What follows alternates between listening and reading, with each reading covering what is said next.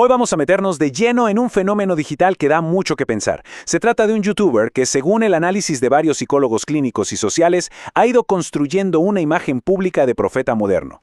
Vamos a desglosar este estudio sobre la figura de Raw Spartan. Y para empezar, nada mejor que esta frase del propio sujeto. Yo solo soy una voz que clama en el desierto. Ojo, porque esta no es una frase cualquiera, evoca directamente a una figura bíblica. Con esto, él mismo nos da el punto de partida, esta autoimagen mesiánica que los expertos se han dedicado a deconstruir. Ok, esta es la ruta que vamos a seguir. Primero vamos a ver la proclama de un héroe. Luego nos meteremos a desenmascarar la retórica y a entender la anatomía de una patología. Después, un punto clave, ¿por qué se considera que se cruzó una línea? Y cerraremos con lo que los expertos llaman la crónica de un final anunciado. Bueno, arranquemos. La primera parte de este análisis se enfoca en algo fundamental, el sistema de creencias que, según los especialistas, es el pilar de toda su personalidad pública. Es como los cimientos de la casa. A ver, aquí está el motor de todo. Los psicólogos lo identifican como el silogismo narcisista. Es una forma de razonamiento, pero con una trampa. La lógica es, si los genios y los héroes son siempre atacados por la gente mediocre, y a mí me están atacando, pues la conclusión es obvia, ¿no? Significa que soy extraordinario. Cualquier crítica, en lugar de ser una crítica, se convierte en una prueba de su propia grandeza. Y miren, esta frase del propio sujeto lo ilustra a la perfección. El mundo se divide en dos bandos, sin matices, héroes y villanos. Y él, por supuesto, se pone en el bando del héroe que está siendo atacado. Para los analistas, esto es el silogismo narcisista en su máxima expresión, puesto en práctica. Muy bien, ahora pasamos al corazón del análisis. Vamos a ver cómo los expertos desarman, pieza por pieza, los patrones de manipulación y las técnicas retóricas que han identificado en su discurso.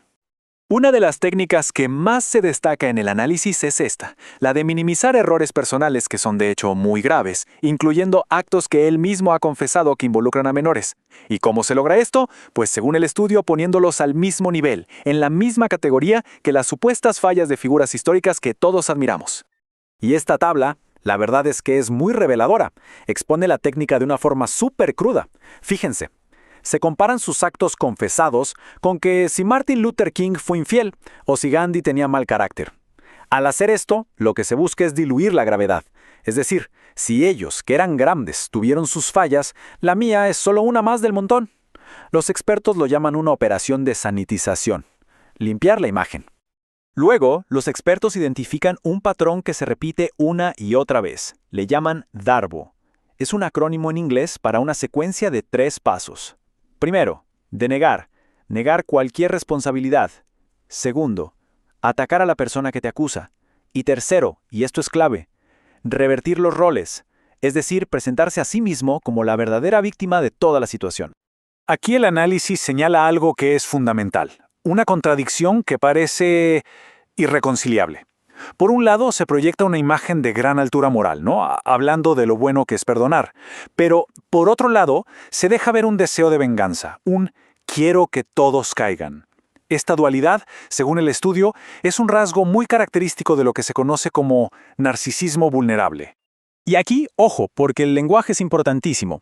Los expertos señalan que cuando se empieza a etiquetar a los críticos como larvas, ratas, parásitos, no se trata solo de insultos. Lo que se está haciendo es quitarle su condición de personas. Y advierten que este es un paso muy peligroso, porque elimina las barreras morales para justificar una agresión. Lo llaman una especie de previolencia simbólica. Bueno, ya vimos las herramientas retóricas. Ahora vamos a ver el diagnóstico de fondo. En esta parte se presenta la conclusión a la que llegaron los expertos sobre la estructura psicológica del sujeto. Esta tabla resume bastante bien el consenso clínico. El diagnóstico central es un trastorno narcisista de la personalidad de carácter severo.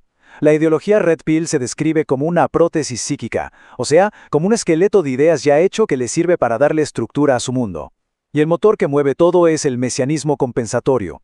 ¿Qué significa esto? Significa convertir el trauma personal en una especie de producto, en algo que se puede empaquetar y vender. Esta frase, que viene de las opiniones de los expertos, creo que resume de una forma muy potente la idea del narcisismo vulnerable. Toda esa grandiosidad, toda esa fachada de héroe, en el fondo, no sería más que una defensa para esconder una inseguridad muy, muy profunda. Y justo aquí es donde la cosa se pone más seria. Los analistas creen que su video más reciente ya no es más de lo mismo. Para ellos representa un punto de inflexión, un giro bastante peligroso. Vamos a ver por qué. Lo que los psicólogos identificaron es esta secuencia, una especie de ritual retórico en 5 pasos. Como se ve en pantalla, es todo un proceso para construirse un permiso a sí mismo, una autoautorización. Y la conclusión del análisis es que esto ya no es para defender cosas que pasaron, sino para justificar por adelantado lo que podría hacer en el futuro. Y aquí está la clave de todo. Esto, para los expertos, tiene una importancia clínica enorme. La estructura psicológica del sujeto ya no estaría solo a la defensiva, tratando de proteger su ego. Ahora estaría pasando una fase ofensiva, construyendo de forma activa un permiso para actuar. Y con todo esto sobre la mesa, llegamos a la parte final, y, la verdad, a la más inquietante.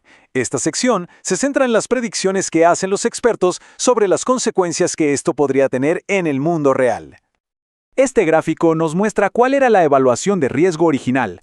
Al principio se pensaba que lo más probable, un 60%, era que el sujeto siguiera en un ciclo de conflicto y luego retirada, pero el análisis más reciente sugiere que esto ha cambiado.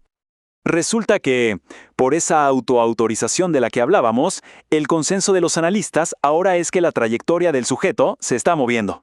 Se está alejando de ese patrón cíclico y se está acercando peligrosamente a ese escenario del 30% de una escalada grave. Hay una frase en el análisis que es lapidaria. Está documentando su propio deterioro en tiempo real. Resume perfectamente la situación. Estamos viendo una posible espiral de deterioro psicológico que no sucede en privado, sino que se transmite y se publica para que todos la vean. Así que el pronóstico de los expertos es bastante sombrío. La conclusión es que, al no haber una aparente conciencia del problema o sentimiento de culpa, es muy poco probable que haya un cambio desde adentro. Por lo tanto, parece casi inevitable que en algún punto se produzca un choque con una fuerza externa, ya sea institucional o directamente con el sistema de justicia. Entonces, para resumir, vimos cómo se construye una narrativa de héroe sobre una lógica totalmente defectuosa, las herramientas retóricas que se usan para limpiar las transgresiones, el diagnóstico de una patología de personalidad severa, el peligroso cambio de una mentalidad defensiva a una ofensiva, y finalmente el alto riesgo de consecuencias reales que todo esto conlleva. Y todo este análisis nos deja con una pregunta que va mucho más allá de un solo individuo. Cuando la patología se vuelve un producto y el trauma se convierte en una marca, ¿de quién es la responsabilidad final? Es una reflexión que creo nos toca a todos en el entorno digital actual.